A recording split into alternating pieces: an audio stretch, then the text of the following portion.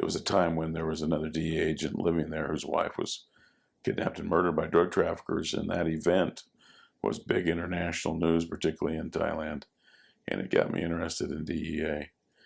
And so I came home with the idea to go in the Marine Corps, but as time went on, I looked more and more about languages and going into some type of federal law enforcement or even intelligence agencies.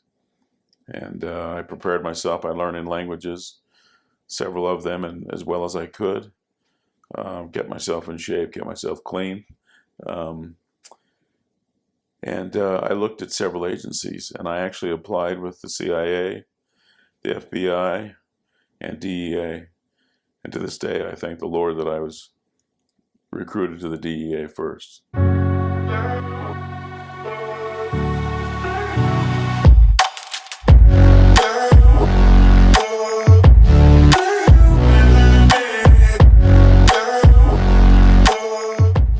My name is Brady MacKay. I had the honor of being a U.S. Special Agent with the Drug Enforcement Administration for 24 years. I was born in Los Angeles, but grew up in Salt Lake City, Utah. I was one of 6 boys in my family. My mother and father were traditional, conservative, very pro-America, patriotic, and that's the way I was raised. That's the way I've raised my kids. And so if I were to look back and see what brought me into law enforcement, it would be particularly my father raised us to love this country and to follow the law and to contribute to society and to be valued individuals in our community. And so my father taught me that. And I've been asked many times, why did I go into DEA? And it sounds corny to people, but I really don't care. Number one was patriotism. I love this country. I think it's the greatest nation in the history of humankind, and I believe it's worth defending and supporting. I also wanted something that was exciting. I got that. I did not want to work a desk job all the time, but I didn't want to do manual labor.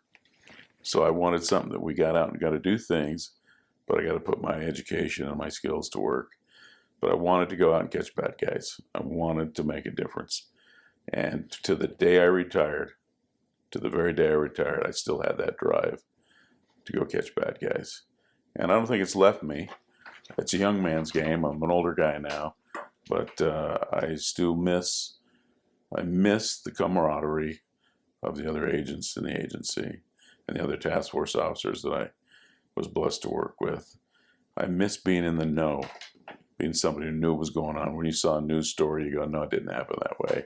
Or you had been there when you saw something on the TV. I miss being in the game where you were playing the big game, going after some of the biggest, baddest people that have walked this earth, and you could hunt them down anywhere in the world and get them. And that's fun. We were the long arm of U.S. law, and we could go anywhere in the world, and we did, to catch them. Anywhere in the worst neighborhoods in the United States or any other country, we did. So I came on because I love the United States of America. And I had the opportunity over my career to probably work in 40 different countries. And I've seen a lot of systems. And I see people sometimes on the news or at protests talking about how bad we are and how many problems we have. Well, they're very myopic. They've never seen anything else if they think we're the worst, because we are the best. We're the worst besides all the rest, as I think it was Winston Churchill said about democracy. But that's why I got into it. I was originally called as a Mormon missionary to Thailand, and that event changed my life for many reasons. I had to grow up, get away from mommy and daddy. I had to learn other languages and other cultures and how to survive in them. I was around people who didn't believe the way I did, which was different from growing up. And so I learned a lot, but also it was a time when there was another DEA agent living there whose wife was kidnapped and murdered by drug traffickers, and that event was big international news, particularly in Thailand, and it got me interested in DEA. And so I came home with the idea to go in the Marine Corps, but as time went on, I looked more and more about languages and going into some type of federal law enforcement or even intelligence agencies. And I prepared myself by learning languages, several of them, and as well as I could. Get myself in shape, get myself clean. I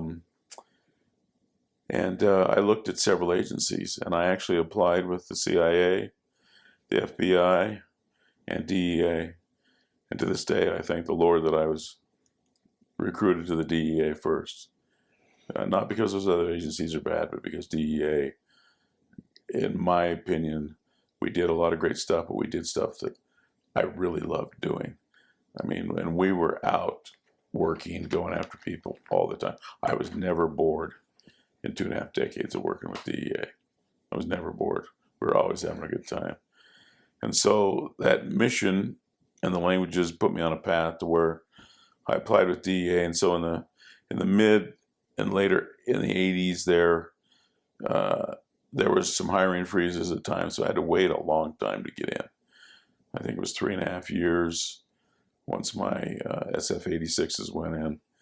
And when I got recruited, I was excited as can be. Broke my leg, tore up my knee just before, so I got bumped to another class and went into the academy. I think our academy was an excellent academy.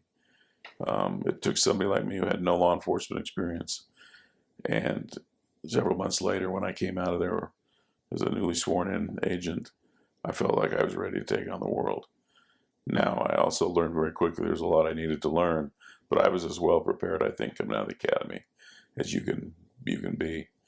I mean, we learned law, we learned self-defense, we learned tactics, undercover operations, surveillance, wiretaps, report writing, and all the stuff that goes along with it. But I felt very well prepared. And my academy classmates, were always part of my heart and always will be. Even though I don't talk to them as often as I'd like to, we keep track of each other. I lost a few academy classmates. In fact, my academy roommate, Terry Loftus, was killed in Chicago. Tim Markey, who was shared the bathroom with me at the academy, was killed in Quito. So both guys on either side of me when I was sworn in were killed. And then we've lost others to disease and illness and other things. But I had a great class, great agents, and was proud to be associated with them. When I was sworn in, it was one of the proudest moments of my life. And that badge I still have, and it'll go in my coffin. Now, one of my kids will probably want it. But the badge, an engraving of the badge will go on my tombstone because that's who I am. Even though I'm retired, I will be, in my mind, that's who I am. My life was committed and dedicated to enforcing U.S. laws through the Drug Enforcement Administration. So, Brady, you started in 1989 in the Salt Lake City office. And can you talk a little bit about what it was like? I mean, boom, you get thrown right in out of the academy, and what are you doing? Yeah, well, I came in, Salt Lake City office was a smaller office, of course, at the time. In fact, 4 agents shared one desk in credenza and one phone, if you can imagine. A couple of things that I remember showing up to the Salt Lake City office, there was a couple of old guys, older agents.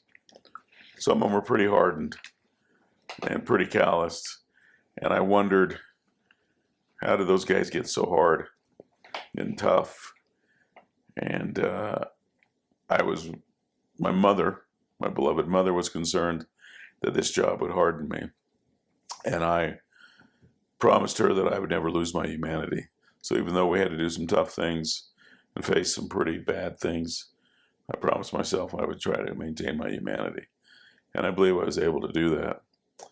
But when I showed up, I was assigned to the local Metro Narcotics Task Force, which usually doesn't happen with brand new agents.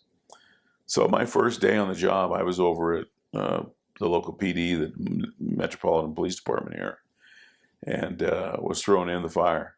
And we went out that night and did a buy-rip on a guy. And it was an informant meeting with a crook, but the deal went bad, and it was 2 in the morning when we had to take him off because we were afraid the crook was going to kill the informant behind the Kmart at 2 in the morning. So myself and 2 other guys had to close the distance in a dark parking lot quiet enough that we could get on this suspect before he was able to do harm to the informant. And I can honestly say, of all the thousands of critical instances I've been in, that was the most I've been scared. Crossing the parking lot and literally talking to myself, breathe, breathe, breathe, breathe, as I moved across the parking lot. And the interesting thing was, once that happened, I think I was able to deal with anxiety, fear, and a lot of terrible things much better. Just had to break the seal on that new agent coming out of the academy. I was thrown right into it, though. I was undercover within a couple of days. I was recruiting informants. I was writing and executing search warrants and arrest warrants. And the thing about a smaller office is we did everything. We did meth labs, we did cocaine, we did Colombian groups, Mexican groups, methamphetamine cooks, marijuana growers, pipeline stops, PCP, you name it, we were doing everything. And you were executing all your own warrants, arresting all your own people. And you're doing your own wiretaps too. And so being in that small office, I was immediately exposed to many aspects of the job where some of my academy classmates, for example, may have gone to larger cities and they worked Colombian cocaine for 3-4 years in a row, or they got stuck in a wire room. They were in a wire group for a couple of years at a time.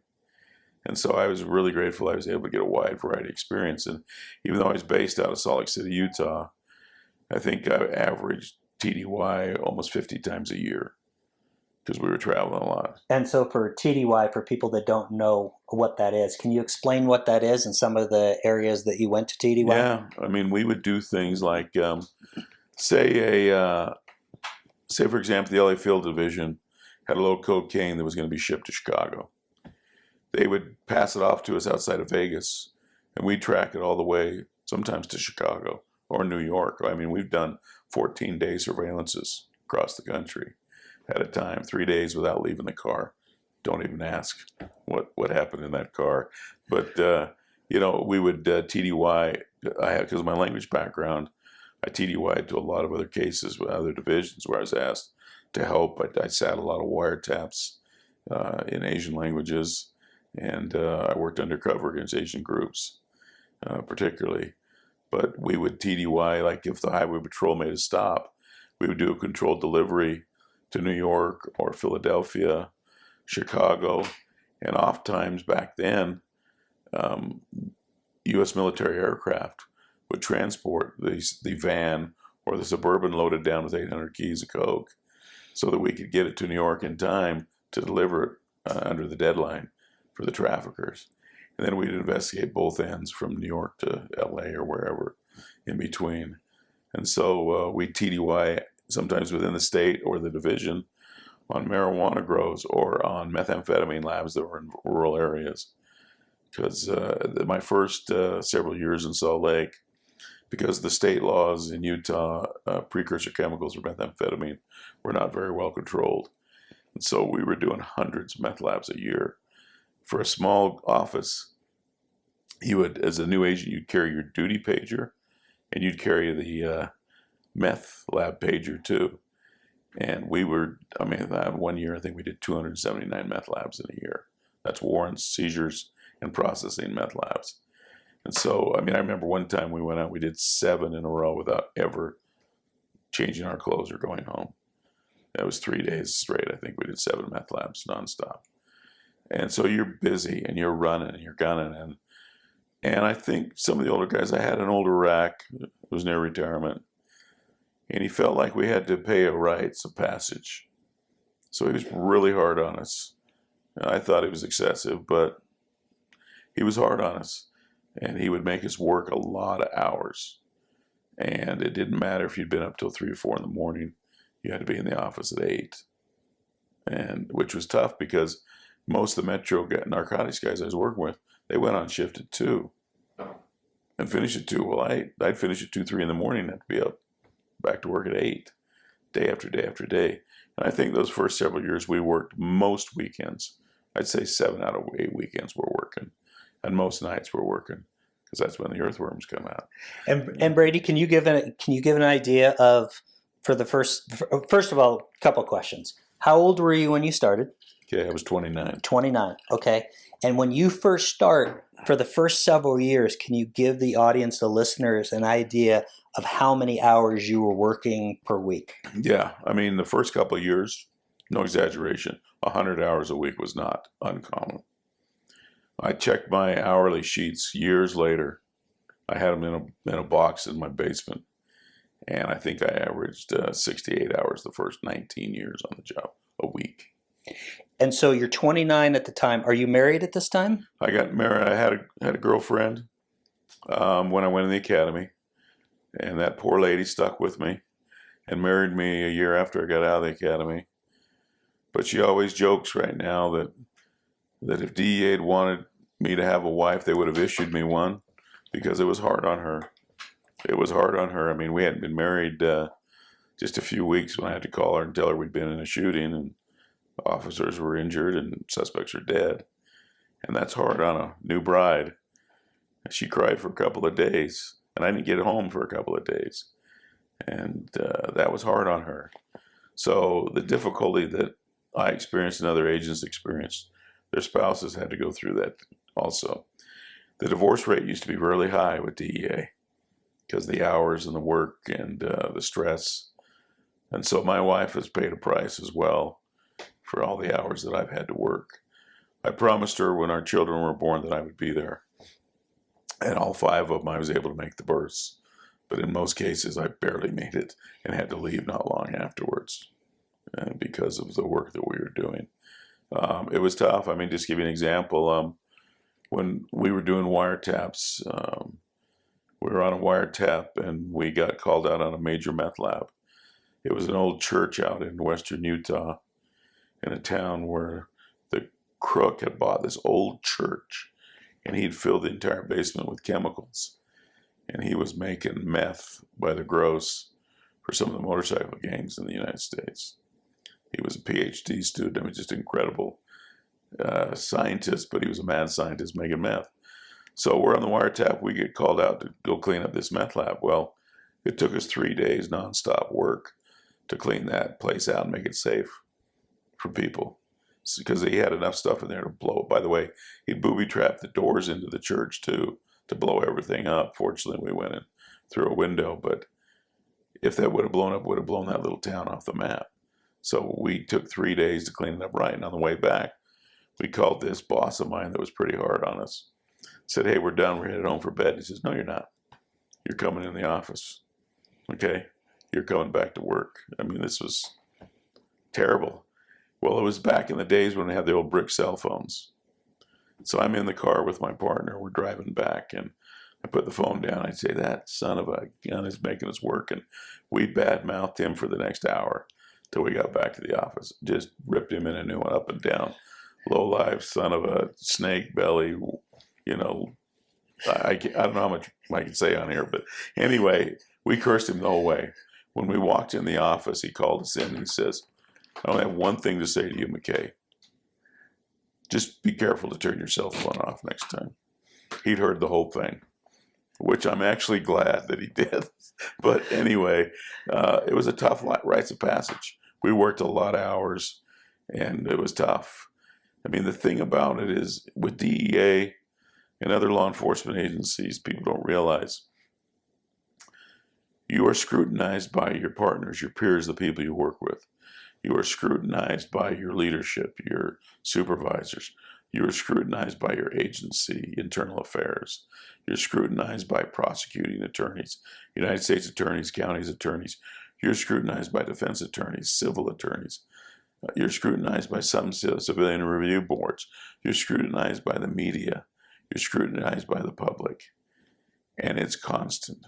So however long your career is, you've got a lot of people watching you to make mistakes and to do things wrong and criticizing what you do. And people don't understand the stress that brings and the difficulty psychologically of dealing with what appears to be a populace that doesn't like you or care for what you're doing, even though you're doing it for them. And so there were many times in my career when I had a split second to make a decision that was then scrutinized for 2.5, 3 years by courts, judges, internal affairs, shooting review boards, supervisors, you name it, civil attorneys, defense attorneys, prosecutors. So you would make a decision, that literally would happen in a microsecond and then had to be scrutinized and face the music. I've had cases taken before circuit courts dozens of times, and a few made it to the Supreme Court. And you get scrutinized in the courts. Judges that are very difficult on you. I was in one trial where the entire week, the first week, the judge didn't let a prosecution witness finish a sentence. No, Agent MacKay, you're not going to talk about that in my courtroom. No, Agent MacKay, you're not going to prejudice this jury with that statement. No, Agent MacKay, you will not bring that topic up. I mean, for a week, you know. And, I remember one judge, we were signing a search warrant, and there was a violent individual. And I don't want to get into too many details because I don't know where the people are today, but a young lady had been sexually assaulted. And the mother had called us at night and said that her daughter was in surgery being fixed. And being careful here, told us who it was that did it. And it was a drug dealer that we knew. In fact, we were getting ready to go after him, do a case on him and arrest him. And it broke our hearts. I remember it was late in the office and it just broke our hearts. So we went and got the arrest warrants and the search warrants that we needed to get this guy off the street that night. And when we went to the judge, wouldn't give us a no-knock, even though this was a known armed suspect. And I'll never forget that, how close it came to saying, well, Your Honor, why don't you come with us and go first? But I didn't say that. We went and knocked on the door, and the suspect we could hear running around inside, flushing his dope, and went and grabbed him and got him and found a couple other young females doped up in the place too that were going to be the next victims. You know, so yeah, you get scrutinized for what you do, and that's okay. If you're not willing to face the heat, don't get into this line of work, because you have to, and you have to be accountable. You're given an incredible amount of power and authority, and it must needs be checked and balanced and watched over and not abused. And there's a lot of stuff going on in the news today I don't agree with, but I can tell you that in my entire career, I'm very proud of the agents and officers I worked with, that we weren't making up stuff. We weren't fudging the rules. We kept the rules, we kept the policy, we kept the law, and that didn't matter where I went. I don't know if you want to get into this or not, but wherever we went around the world, even the United States, but particularly around the world, as U.S. agents, as representatives of the United States of America and our laws, we set a standard. The gold standard for law enforcement around the world is the United States, including state and local officers. And I've served in a lot of countries, and I've worked with thousands of officers in and out of the United States. And the United States law enforcement agencies are the gold standard. That's who they want to be and who they want to emulate. And so when I was overseas, it may have been tradition and culture to be corrupt. And we can talk about that if you want. But it was very difficult to be a clean officer in some countries. So let's go down that road for a little bit, Brady. So first of all, before we start talking about this, so you're from about 89 to 96, you're in Salt Lake City. That's correct. And then you end up getting transferred to Chiang Mai. Mm-hmm. Before we start talking about that, can you give the audience, the listeners, how many languages do you speak? I speak a half a dozen well. I read and write Thai, Laotian, Mandarin Chinese, and then I know several dialects of each of those languages. I know enough Japanese to get in trouble. I can still read the kanji, the hiragana, and katakana. I can read and write Thai, Lao, Chinese, and operate native proficient in most of those languages. Okay. And so you obviously spent a lot of TDYs through many, many different countries. In terms of where you were actually stationed, besides Chiang Mai, where else did you work and where were you stationed? So I, overseas? Yes. So I did extended TDYs to Vietnam a couple of times, Italy. I think every country in Asia I spent extended time in. So I'm talking from Afghanistan to Mongolia, to Korea, to Japan, to Malaysia, Singapore, Cambodia, Laos, Burma. I went to Burma a couple hundred times. I spent a lot of time in a lot of different countries and saw a lot of different systems and tyrannical governments with police agencies that were akin to the Gestapo. I worked in the People's Republic of China as a U.S. agent for years. I operated in and out there. I investigated Chinese, Chinese organized crime and groups that facilitated them, which may have been governments. Okay, being so politically correct, and I've seen how they operate. I mean, I worked with the Ministry and the Public Security and the Ministry of State Security in China. I worked with the Ministry of Public Security in Vietnam. I worked with the State Law and Order Reclamation Council, the Schlork in Burma. That was a military junta, as brutal as you can be. I worked with the communist government in Laos, Cambodia. I've worked with some really tough groups, but I was representing the United States, and my job was to look out for U.S. interests, enforce U.S. law. And a lot of people ask, well, why are U.S. agents up in northern Thailand? Well, first of all, as DEA special agents, we're sworn in under the auspices and the authority of the President of the United States and the executive branch, work for the Attorney General of the United States, and we have the authority to enforce U.S. law anywhere in the world. And so if heroin in Detroit, Miami, New York, Chicago, that's killing Americans is coming out of Southeast Asia, then we're going to go get it, and the people who do it. And so in Salt Lake City, I was able to do a lot of different jobs, marijuana eradication, methamphetamine, meth lab cases, pipeline cases, traditional undercover, surveillance, wiretapping, all kinds of cases. But when I got over to Thailand, it was a different mission.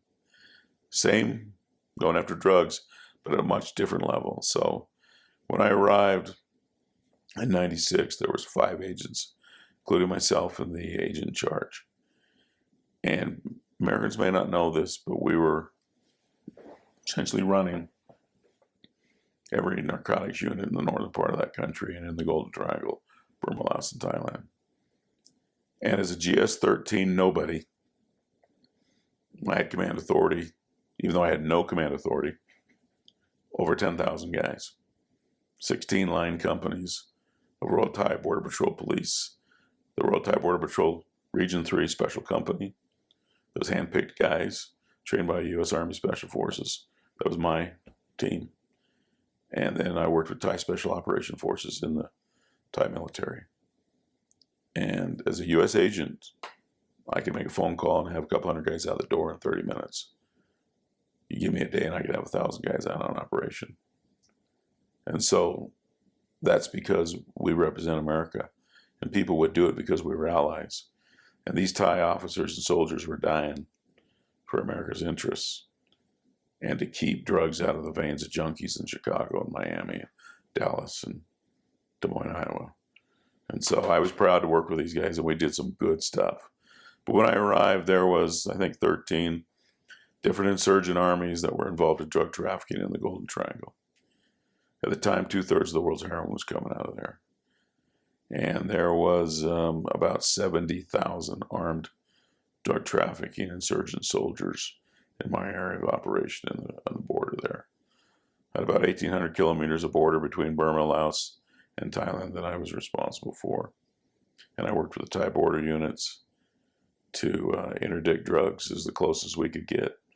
So our job was to go out and find heroin labs, go out and find heroin storage sites, and to interdict drug caravans that were bringing it in from primarily Burma and Laos into Thailand on into international markets. Because once it got onto the roads in northern Thailand, it was real hard to stop because then it could go anywhere in the world. So we tried to stop it between where it's being made and where it's being sent onto international markets. And so it was a much different job, a lot of military type operations. We had the support of other U.S. agencies and military and training and supporting our indigenous forces that we were working with. We coordinated operations between DEA offices in Rangoon, Vientiane, Laos, and Hanoi, and later on Phnom Penh, but out of the Bangkok country office. And we coordinated with Malaysia, Singapore, Indonesia, and we U.S. agents, I mean, I think Americans can be proud of this. First of all, DEA is the largest law enforcement contingency of any country outside of their home country in the world. And we are active. We are not what I call the wine and cheese law enforcement liaison officers from other countries where they'd spend their time at embassy parties. U.S. agents are out doing the work in the field, working with indigenous forces, enforcing the law. And I'm very proud of that. We are the ones out and about doing things. We're the ones that had the information. When 9/11 happened, because of our liaison, no matter where we were in the world, DEA had tons of information that we could garner, informants that we could recruit to work against Al Qaeda. And we did in all places of the world. I don't know the secret this is, but not long after 9/11, Robert Mueller, the FBI director, came and visited us, and we were able to spend a couple of days with him just telling him about the Al Qaeda activities going on in our area of operation. We're able to run a lot of operations to help catch people. And I mean, Ramzi Youssef, who blew up the World Trade Center in '93, lived in Thailand for a couple of years running terrorist operations. And so had some of the other people involved with 9/11 had been through there. And so we were very active tracking Al Qaeda and other groups that were associated with it, and other terrorist groups. And we coordinated with DEA offices around the world. And some of the stuff, I don't know if we can talk about it today, but it was some pretty cool stuff. Well, Brady, let me ask you this. So you obviously spent a lot of time doing liaison work and working in different countries and everything else. Can you give me an idea of the attitude toward drugs in these other countries and their drug enforcement, what they thought about drugs? Yeah. Well, great question. And I'll tell you, though, I get told, in fact, somebody told me yesterday, drug use and drug abuse is a victimless crime. And I've heard that so many times, I'm going, where in the hell did you come up with that statement? And I hear people say it, and I said, well, let's just track a $100 bill that's used to buy 1 gram of cocaine in a bar in Salt Lake City, and how many hands it goes through over the next days and weeks of criminals, people that are murderers, rapists, robbers, extortionists, organized crime guys, terrorists, and how it pays for crime, corruption, and human suffering across the globe, and how it pays to pay off judges and generals and colonels and police and military, and it destroys the trust that citizens have in their countries, and it ruins and controls foreign policy between the United States and other countries because of it. The damage that it does is astronomical, let alone locally, and all the millions of lives that are ruined, but also the 80% of all property crimes are committed to pay for a drug habit. A large percentage of the homicides committed are paid in the commission of drug crimes, are made in the commission of drug crimes. And violent assaults, same thing. But overseas, what used to just anger me so much was the cavalier attitude that some people had, that if I go get high, I'm not hurting anybody. As I go to another funeral for one of my Thai brothers killed in the line of duty, or as I go to another funeral for somebody killed in Burma, or I go watch dozens of bodies being piled up on the front line of the war on drugs because somebody thinks it's okay to do a couple lines of coke in a bar in Miami. You know, they have no idea. I hope someday they'll realize it. But it is overseas. I mean, I worked with guys, they became my brothers. They were, give you an example, the special company guys I worked with in Thailand. They were working for $2 to $3 a day to support America's war on drugs. Because most of the heroin made in Southeast Asia wasn't going to Southeast Asia. It's going to Europe, Russia, and the United States. And their guys were dying, and I mean a lot of them died. A lot of them died in our efforts to stop drugs from destroying lives and drug trafficking organizations from ruining society. And I just wish people could have gone to all the funerals that I went to, and to all, I mean, handing off the bodies of dead officers to their widow and children, and you say goodbye to them before they're gone and cremated in a Buddhist ceremony. And, it's just maddening. But the Thais and the good Burmese, the good Laos, the good Chinese, it was destroying them and their societies. I mean, I worked with corrupt officers, and everybody knew they were corrupt. They knew, I knew they knew they were corrupt. I knew they were corrupt. And yet we went to work together every day, hated each other's guts, but smiled at each other. Because if I tried to get that officer removed by going to his command, find out his commander's a heroin trafficker too. Then you find out the politicians protecting them are heroin traffickers as well. And it's difficult. But the only reason why they're so corrupt is because of the billions of dollars that Americans primarily and others are spending on recreational drugs so they can get high and have a good time. Did you get ever a sense, Brady, from dealing with the societies in the other countries of what their attitude toward drugs and drug use was? Yeah. I mean,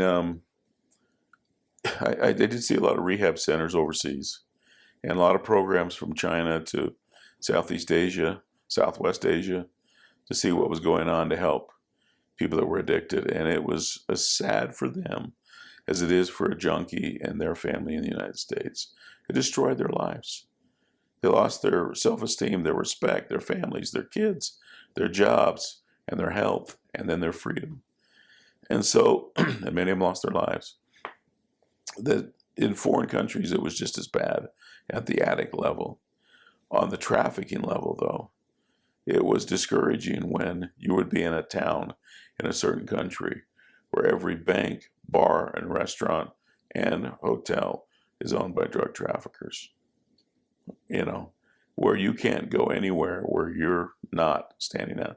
We would go do operations in the jungle, and we would have to go at night, sometimes hidden under the tarps of pineapple trucks, 6-wheel pineapple trucks, so the locals would not see us because they didn't like us, because it was their sons that were running the loads of heroin and methamphetamine across the border.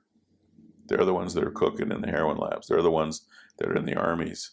And so there was places in the world where they didn't like us because we were infringing upon their livelihoods. And people say, well, they're just making a living. Well, I heard a lot of mafia guys and organized crime guys say the same thing. It doesn't justify it. It doesn't make it right. In fact, it makes it very wrong.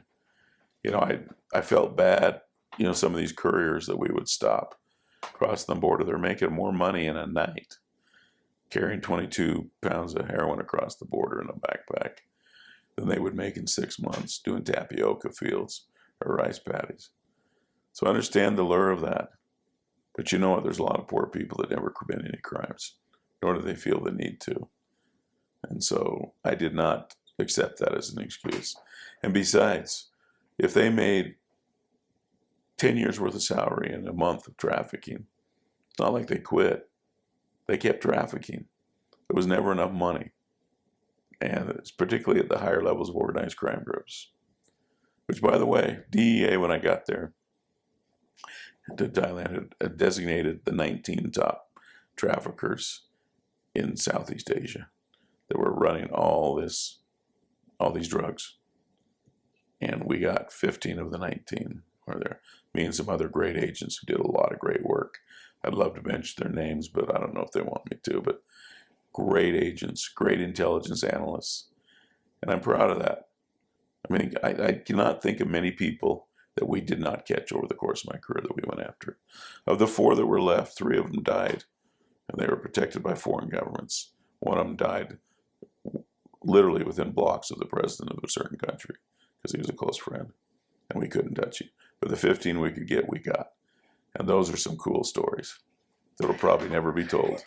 Let me ask you this, Brady. So I hear a lot about, like, you got Amsterdam, the drug tourism in Amsterdam, and I know that I just read something about drug tourism in Thailand now. Do you have a take on that? Do you have an idea about, you spent a lot of time in Asia, about these legalization things that it seems like everything happens here in the United States and then gets shipped everywhere else. What's your take on that, especially in Thailand where you served?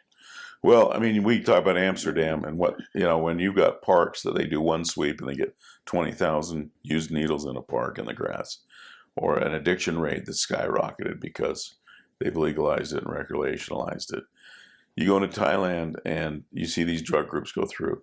Just as a side note, there was several times when I was over in Southeast Asia when we would get a call from one of our intelligence agencies or others and say, hey, are all your agents accounted for? And we'd check and get back, yes, why? Well, it's been reported that 2 DEA agents were grabbed along the border and they've disappeared. They're gone across to another country. And it turns out most of them were people on drug tours that had been mistaken or been accused of being DEA guys. And they'd grabbed them and taken them. And most of them were never heard of again. But the drug tour guys, I remember coming out of the jungle with my guys in these little rural towns in northern Thailand, stopping by and getting some rice and some smoked pork meat and pepper, for a meal.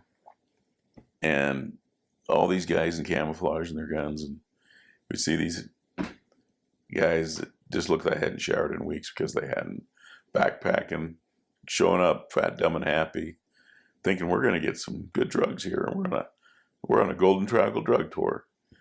And I just wanted to throw them in the truck and take them up and show them what I just saw because of you guys.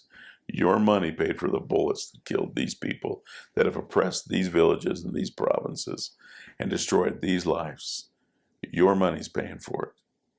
What do you think the idea is then, in terms of Thailand, for example, just kind of legalizing it where, now marijuana is legal? What do you think the idea behind the government is allowing that?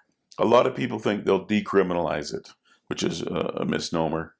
I mean, when we started decriminalizing marijuana here, the amount of marijuana crossing the border from Mexico went up dramatically. And a lot of it's being sold out of legal dispensaries. The cartels were happy as can be. Okay? And the money laundering and the trafficking and the money making from marijuana since it's been legalized is still skyrocketing. Okay? So in Thailand, they legalize it. I have a real problem, and I hope everybody else that watches this has a real problem with welcoming into the legitimate business community some of the worst murderers in modern history. I have a real problem with that, making them more wealthy. And the idea that they're going to decriminalize it and take the money out of it is totally false. It's not the case. They're still making tons of money. Now they're just selling it through legal dispensaries.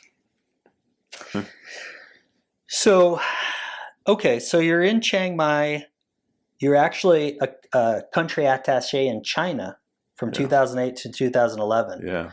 Can you talk a little bit about how it was working in China? Totally different than anywhere else.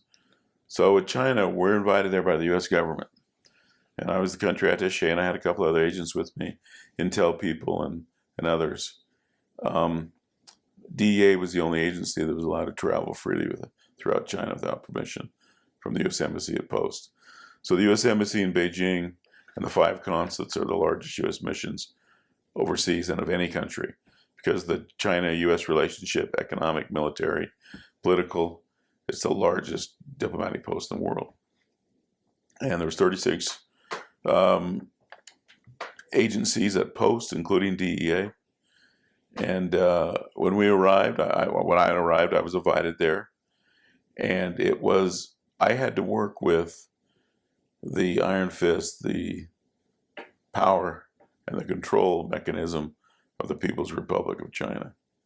And I worked with officers from the Ministry of Public Security primarily. And I had to meet with them at their offices right off of Tiananmen Square, headquarters of the Ministry of Public Security. I'd go there quite often. And sometimes we'd have some real intense meetings because they're there to look out for the interests of China, and I'm there to look out for the interests of the United States. Now, we would try to find that little sweet spot where those interests would cross over, and oftentimes it was difficult, and oftentimes it was hostile, and oftentimes it wasn't friendly. But I am proud of the fact that U.S. agents were operating throughout the length and breadth of China, pursuing U.S. interests and at the same time helping the Chinese. You see, DEA had offices all over the world, and we had intelligence on drug trafficking like nobody else, and the crimes associated with it. And so the Chinese, for example, were getting hit a lot with Colombian cocaine. Well, they didn't have the capability in South America that we did.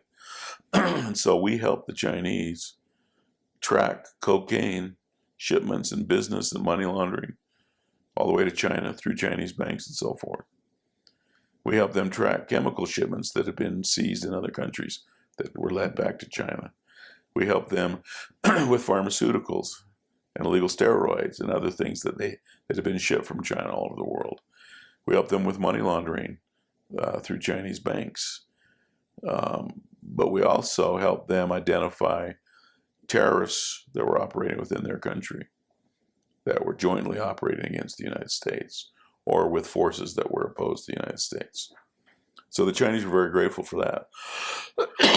And we were able to help them catch people.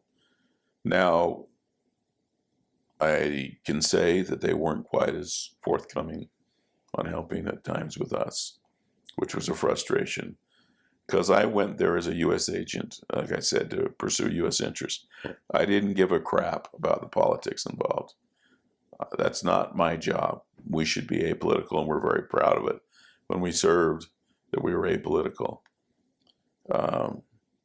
So I didn't care that they were a communist state, diametrically opposed to our constitutional republic.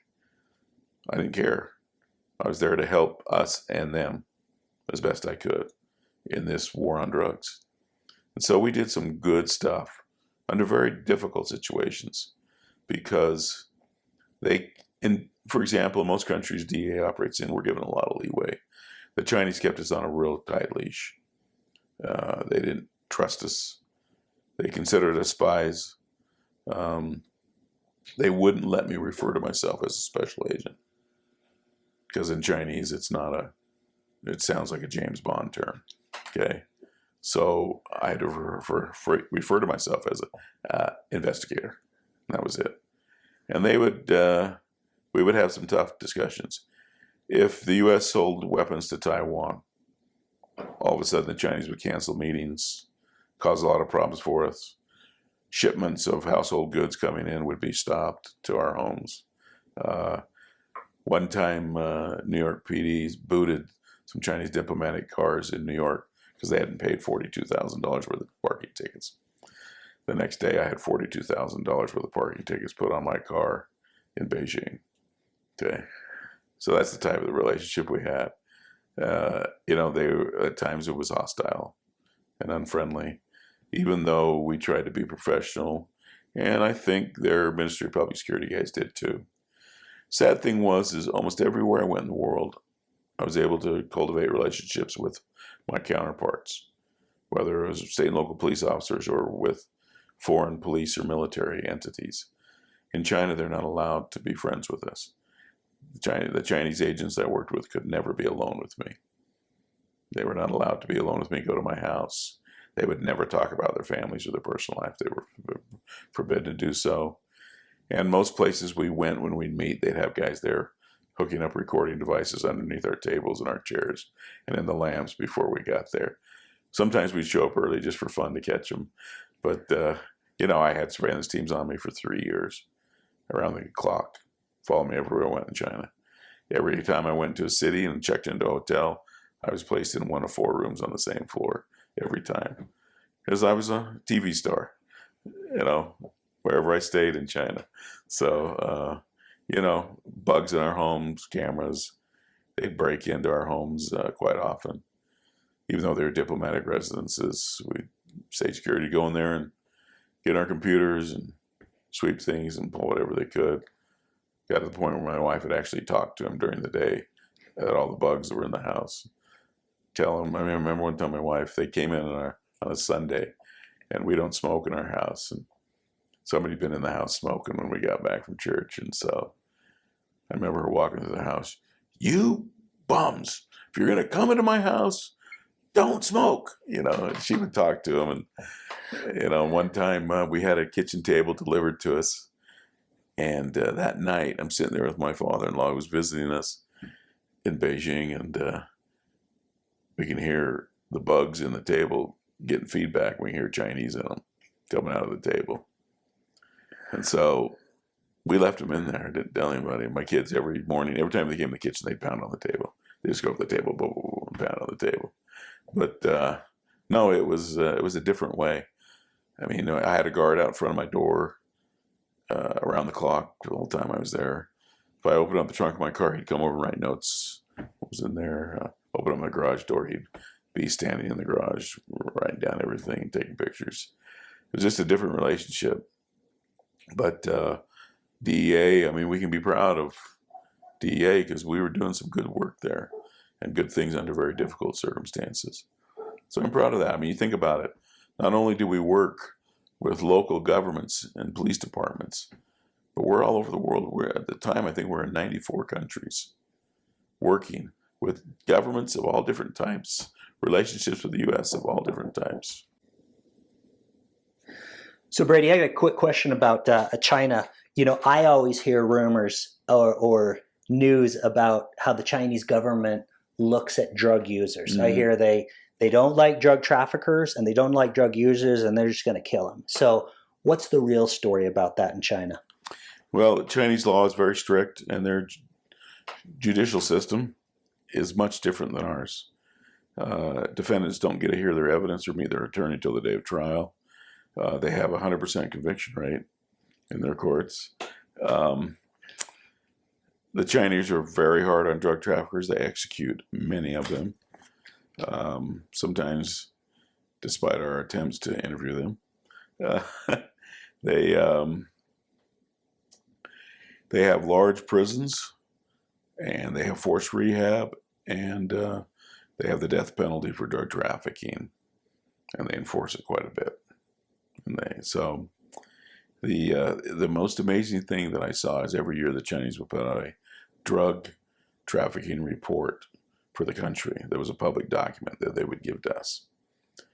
And they could count to the person exactly how many drug users they had. It's the most amazing thing that they could tell you there was 10,192,742 drug users in the country. I mean, it was just... So do they have sympathy toward drug users, or they just go, that's it, we don't care about very you? harsh treatment on them.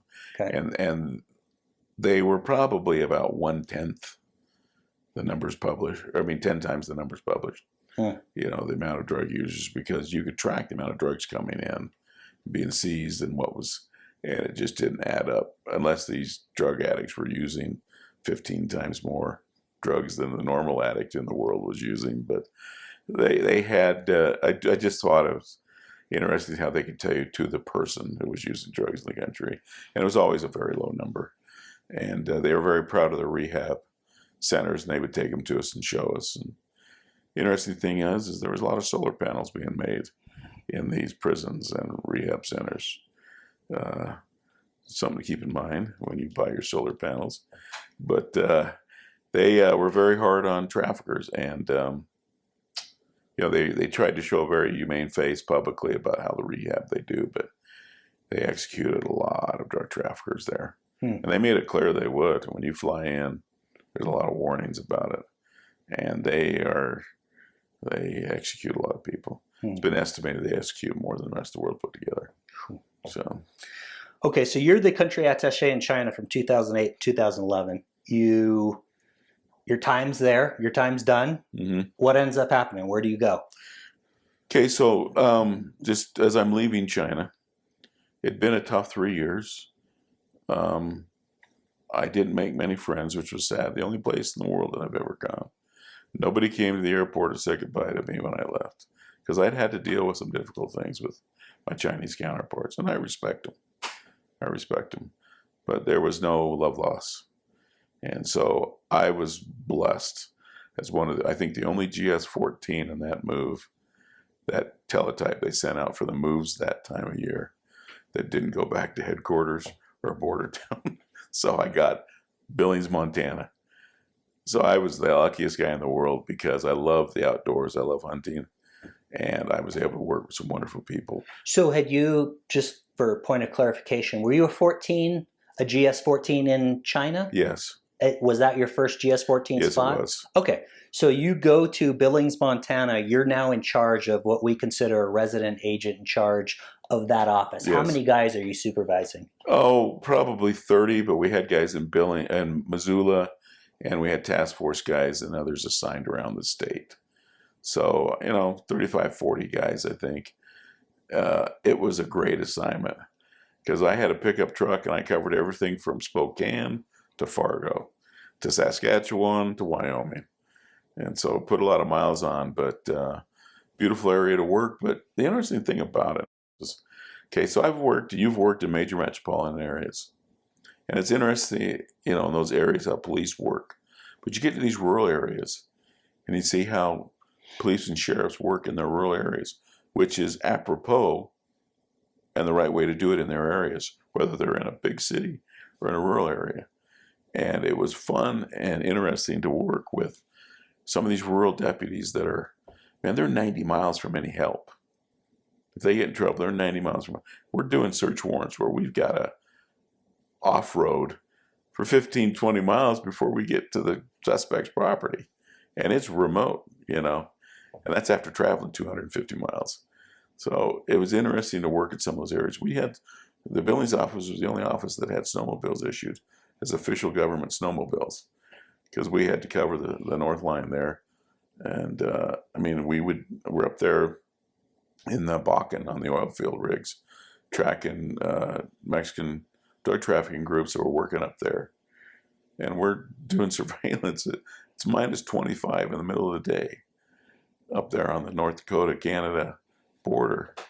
It is freezing cold, and it was just ironic that we're catching traffickers from south of the border, north of the border, north of the Canadian border. So we worked a lot with the RCMP. It was great. But it was really nice to work with the state and locals, and I had some great agents up there too. Some great agents that no matter where we went in the world, DEA agents became part of the fabric wherever they worked, whether it was their personal and social lives, but their professional lives. They made relationships and they made them work. And it's not like the movies where we come as the big bad feds. We're going to take over and this is our case and you're out of here. It's not that way at all, ever. I never saw it. We went in there and worked together with some state and locals who were some of the most amazing people I've worked with. You think about it, some of the state and local guys I worked with, just as an example, were the top knock and talk interviewing officers in the nation. They were trainers. One of the top fingerprint experts I ever worked with. He's passed away now. Charles Ilsley was a West Valley police sergeant. He was one of the top fingerprint experts in the world. Not an exaggeration. The FBI used him a lot to test certain things. And he came up with some of his own procedures on how to develop fingerprinting on really tough materials to pull fingerprints off of. Can you give an idea what kind of, most people think of Montana, it's, Western, Yellowstone, whatever television show. Can you give an idea of what kind of cases that you were working on in Montana? Yeah. Well, it's always, the cases you do is always relative to the proximity to the source of the drugs. Okay, so the guys in LA and Miami are going to be getting larger loads of drugs for the most part, because from there it gets sent out all over the country. And the guys down in Bogota and Mexico City and Bolivia and wherever, they're going to be doing big cases too. So in Southeast Asia, we're taking off tens of tons of drugs. We did one case out of Beijing coming out of Kabul, 3,700 pounds of heroin in a single pop. Okay, so just give you an idea. But in Montana, on the other end, near the end of the supply chain, 1.5 pounds of meth was a good pop, good case. And if you saw a couple ounces of heroin, that's a good chunk of heroin.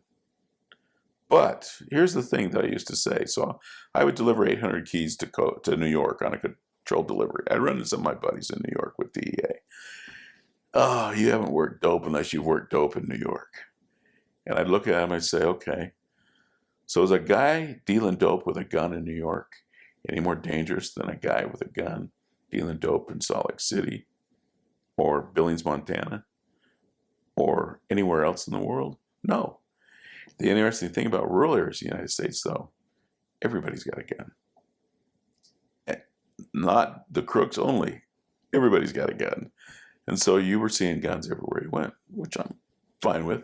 It's just when crooks use them against the law or possess them against the law, then I have a problem with that. So no, it was interesting how the cases in Montana were as serious and as life affecting as any case in Bangkok or Bogota or Naples. It's the same. Drugs destroy lives. And so when it's all said and done, as an old guy here, sitting here talking, I'm proud of what we, and I mean we, in the plural pronoun here, we all did. I am really proud of that. And no matter what else I do in my life, or whatever else I've accomplished before now, that I'm very proud of. Because we did good things in difficult situations. And despite odds being against us in many cases, I'm proud of that. Nobody can take that away from us. No matter what people decide to do legislatively relative to illegal drugs, the simple fact is there was a group of men and women who went around the world and throughout this country and did all they can to keep illegal drugs from destroying people's lives and the ramifications of those legal drugs destroying society. I'm very proud of that. Brady, just one last question for you. We talked a little bit about, how your wife dealt with this. Okay. And so can you tell me about how being a DEA agent, either in the United States or overseas or whatever, ultimately affected your family and your children? So it had some tough times, but it had some great residual effects. Okay, so I mentioned when I was recently married, after I'd been married not too long, I was involved in the shooting. And my wife, it hit her hard. And it hurt me more to see her crying when I got home than it did to see the terrible things I'd seen the day before. And she had to learn how to deal with it. And a few years later, when I'm in Thailand, I remember calling her on the satellite phone when I was leaving the jungle and telling my wife, it's been another bad operation. We lost some people, and it's bad. And I'll be home in 12, 14 hours. I love you. I remember her saying this one, I'm sorry, Brady, but can you stop and get some milk and eggs on the way home? I mean, she went through a shopping list with me. She'd gotten so used to some of the bad news calls and the difficulty. My wife and children had to live under armed guard for 10 months in our home in Chiang Mai because we'd received information from informants that traffickers were going to try to do harm to our families or to us. And so I had some of my Thai guys, my Royal Thai Border Patrol guys, stationed armed soldiers, machine gun nests, patrolling armed soldiers with M16s in our compound, watching my kids and my family for 10 months. And they did it for free because they loved and respected U.S. agents and America. Most of the people I worked with loved America. They loved America, and they did it to protect my kids. I've got a picture of my oldest daughter on Santa's lap with two guys with M16s next to Santa, making sure he didn't do anything he shouldn't do. Okay. They paid a price, but my kids, they saw the world, and they became very cosmopolitan. They could travel anywhere in the world. They'd been around the world 30, 40 times, with my travels with DEA. And then all the travels we did regionally. They've seen a lot of countries. And they go to the airport as an 8-year-old, and they ask the flight people, the airline people, is this a 737 or 747? Which model is it? So the bulkhead seats were on row 32 and row 64, right? Okay, and they knew that. But more than that, now as adults, all my kids are adults now. They're all multilingual. They've all lived in multiple countries. They can all live and deal with people from around the world because they've had that experience. But they've also become, like their old man, very patriotic, very proud of this nation, and to represent it wherever they've gone in the world. Because they were representatives of the United States as well, wherever they went. They were watched. They were teased sometimes. They were made fun of, and they were cheated. But they also learned how to deal with people all over the world, and they love people all over the world. All my kids are multilingual. Some of them speak 3 or 4 languages each. So, you know, it was a great benefit. I always had the debate in my mind. When my father was dying, when my brother was dying of cancer, I was overseas. And it was difficult.